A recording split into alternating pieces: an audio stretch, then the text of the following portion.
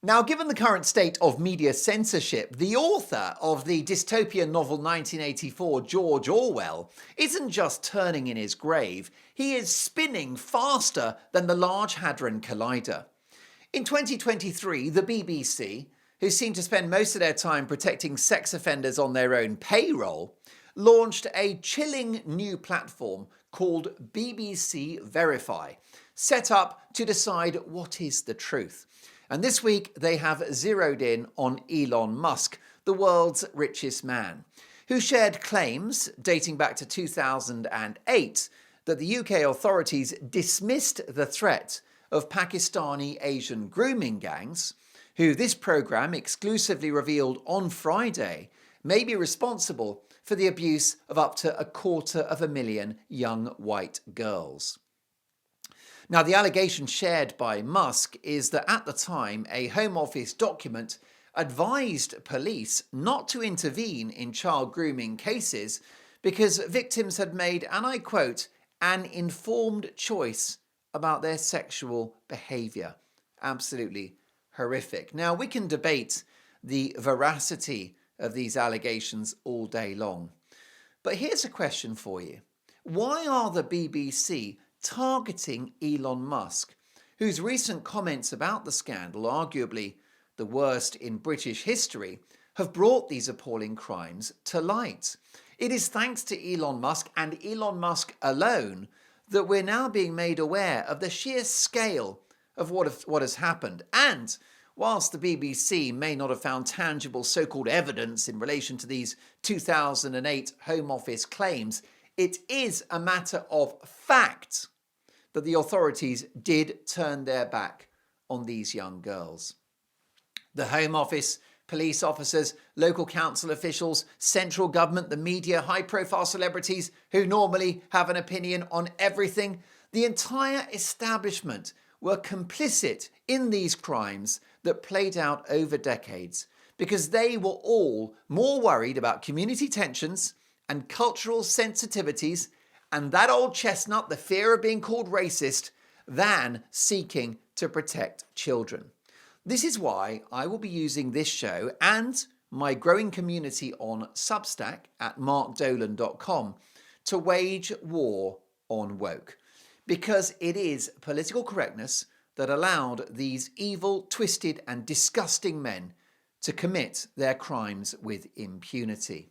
And now the BBC want to pour a bucket of the brown stuff over a heroic billionaire and free speech champion in Elon Musk, who has brought this issue into focus and turned it into a critically important national conversation. How naive of me to think that that is the BBC's job. Now, with his intervention in this story, Elon Musk has given thousands of victims a voice. And what do the BBC want to do? Shut him down. The messaging of this is appalling from an organisation who were asleep at the wheel as one of their biggest stars, Hugh Edwards, consumed unspeakable material whilst at the face of their news operation.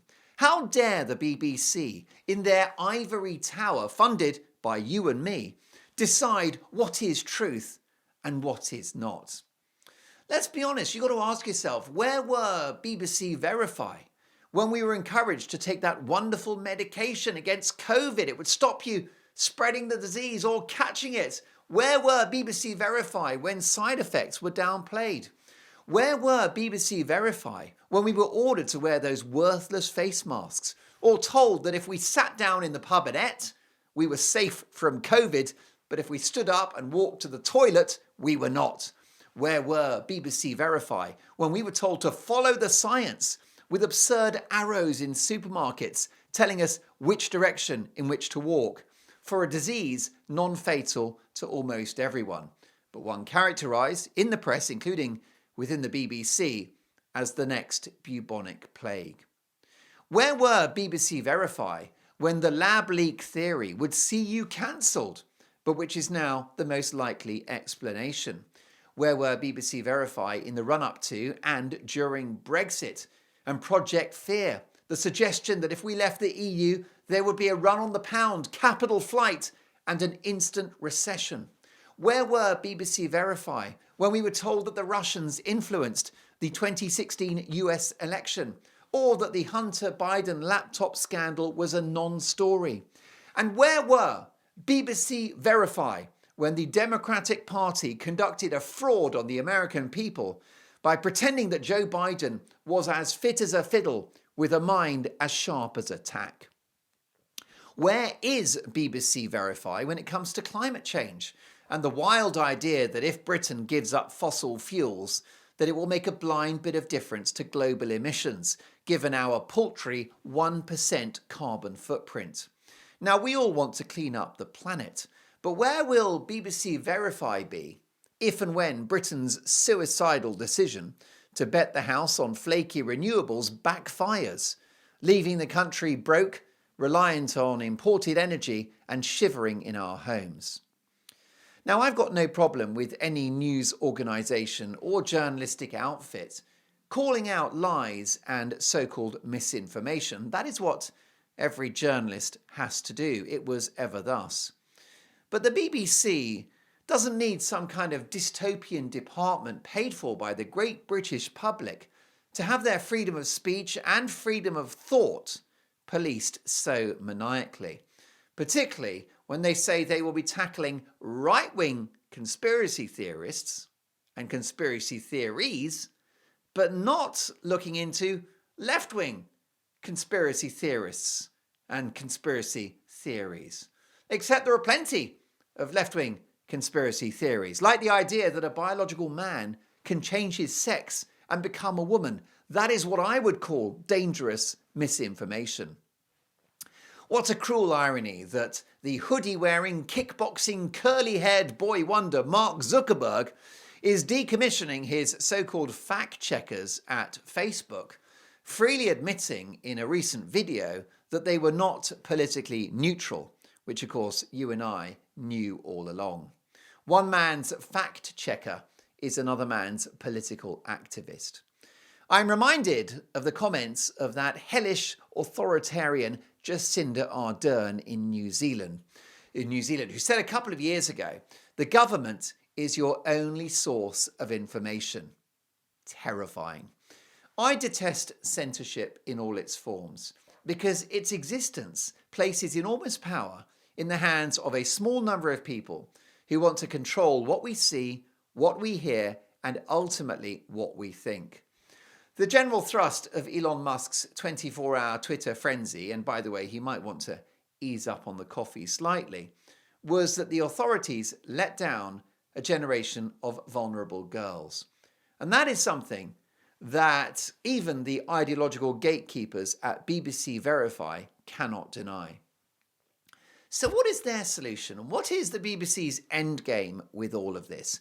Would they like Musk? Would they like Musk to have his Twitter account suspended? Perhaps they'd like Twitter, now known as X, of course, banned altogether in the UK as it was briefly in Brazil.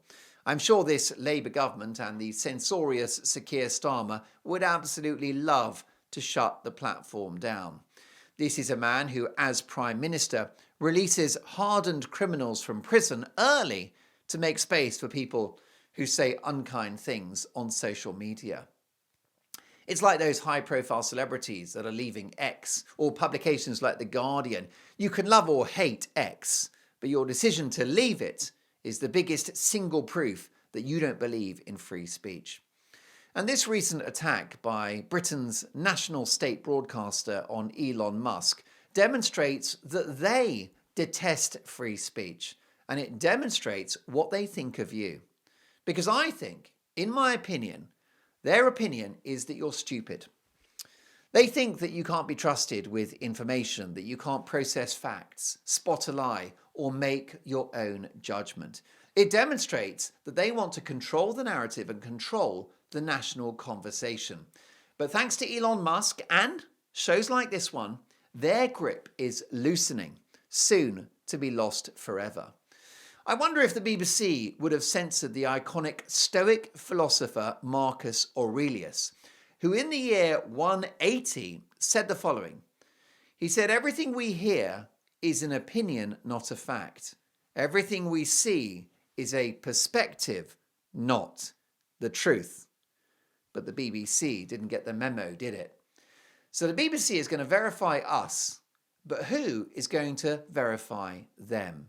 And who decides what is and isn't disinformation? As the last few years have shown, in many cases, misinformation plus about 6 months equals the truth.